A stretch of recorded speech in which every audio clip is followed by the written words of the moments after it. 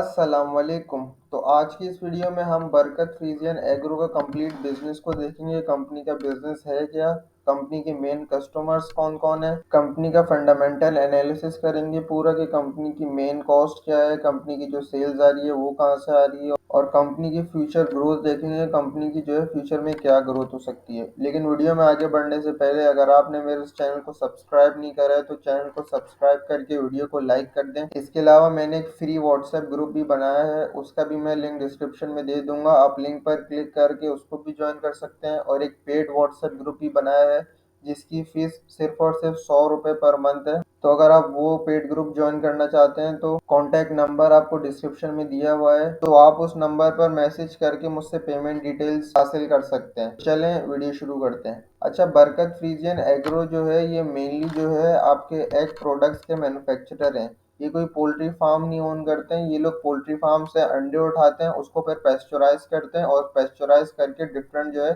Companies को cell करते हैं।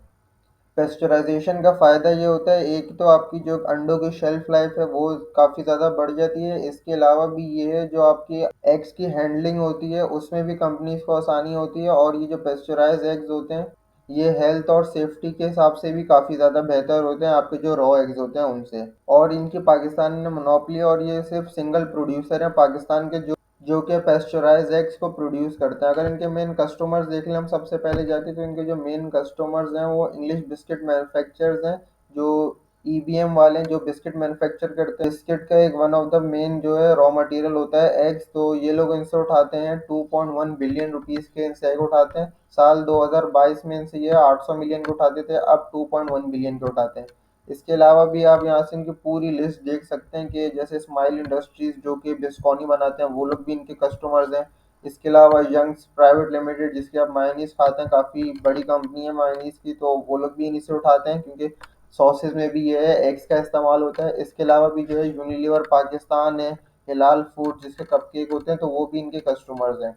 तो इनके जो कस्टमर्स हैं वो मेनली केक्स और डेजर्ट्स और जो आपके सॉसेज होते हैं उसके कस्टमर्स हैं इनके। अलावा ये कंपनी एक्सपोर्ट पर भी चली गई है और उनके काफ़ी जो है जैसे कि आप देख सकते हैं ये डू फ्रीज एलएलसी जो है यूएई दुबई की, ये लोग भी इनसे उठाते हैं। इसके अलावा गल्फ सेंट्रल कंपनी लिमिटेड जो सऊदी अरेबिया की है वो भी इनसे उठाते हैं। अच्छा, कंपनी जो है वो तीन तरह के प्रोडक्ट सेल करती है। एक सेल करती है पेस्चराइज होल एग। इसके अलावा ये लोग पेस्चराइज एग यॉक भी सेल करते हैं, और जो है ये सिर्फ पेस्चराइज जो है वाइट जो है एग वाइट होता है वो भी सेल करते हैं। ये कंपनीज के लिए डिफरेंट रेसिपीज की भी जो है एग्स प्रोवाइड कर देते हैं, जैसे सॉल्ट मिला दिया उसमें, जो कंपनीज के हैं वो मिला के कंपनीज को सेल कर दिया। अच्छा, अभी जो इनका आईपीओ आया था, इन्होंने पैसे फंड रेज करे थे ऑलमोस्ट 1 बिलियन, और ये इसलिए कर रहे थे कि इनको जो है फैसलाबाद में एक और प्लांट लगाना था 12,000 मेट्रिक टन का।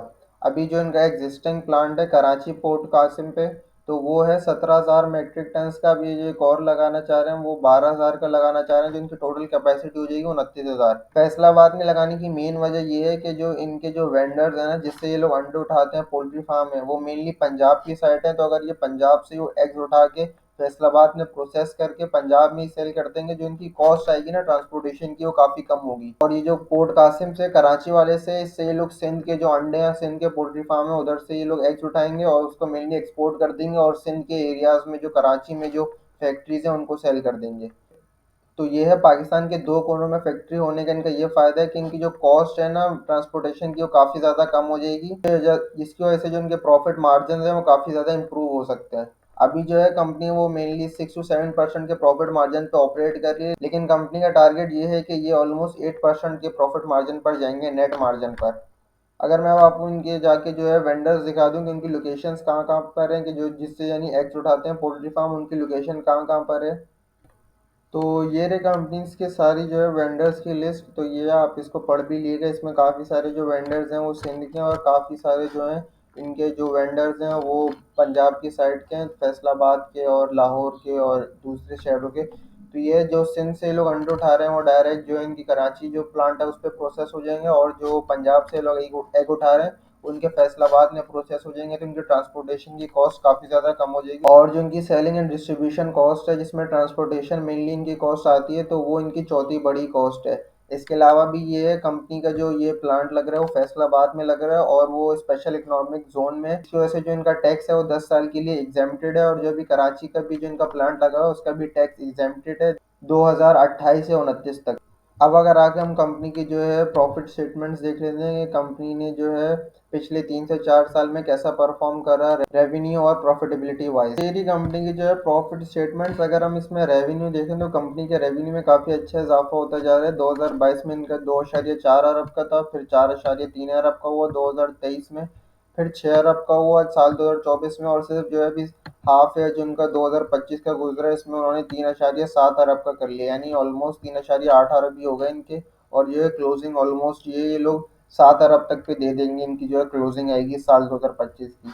अगर कंपनी का ग्रॉस प्रॉफिट देखें तो कंपनी के जो है ग्रॉस प्रॉफिट मार्जिन थोड़े से कम है, लेकिन ये कंपनी ने ये बताया कि अपने मार्जिन थोड़े लो इसलिए रख रहे हैं ताकि ये और कस्टमर्स इनसे अट्रैक्ट हो। इसके अलावा ये लो मार्जिन की वजह से और जो दीगर बिजनेस हैं वो इस इंडस्ट्री में एंटर नहीं होंगे, क्योंकि वो लोग सोचेंगे कि इस सेक्टर में जो है मार्जिन्स कम है तो इसमें ये ऑपरेट करने का इतना ज़्यादा फायदा नहीं है। और कंपनी का ग्रॉस प्रॉफिट भी देख ले तो वो 279 में साल 2022 में बढ़ के 700 मिलियन का हो गया था साल 2024 में, और अभी जो है हाफ ईयर में ये कंपनी ने 439 मिलियन का कर लिया, तो ये काफ़ी अच्छा कंपनी की जो है ग्रोथ है।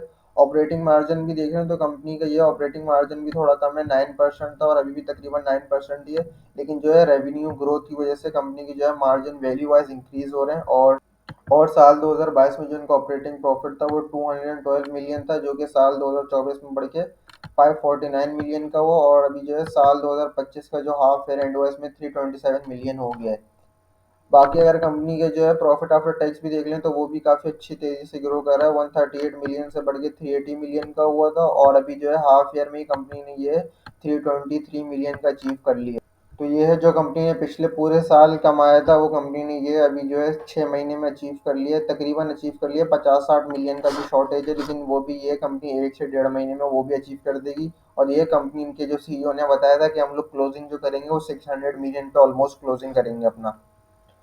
कंपनी का नेट मार्जिन हालांकि इम्प्रूव हुआ है, 6% से इम्प्रूव होकर 9% हुआ है। अच्छा, ये इसलिए थोड़ा इम्प्रूव हुआ है क्योंकि जो है कंपनी की फाइनेंस कॉस्ट थोड़ी सी कम हुई है, तो वैसे जो है इनका नेट मार्जिन इम्प्रूव हुआ है।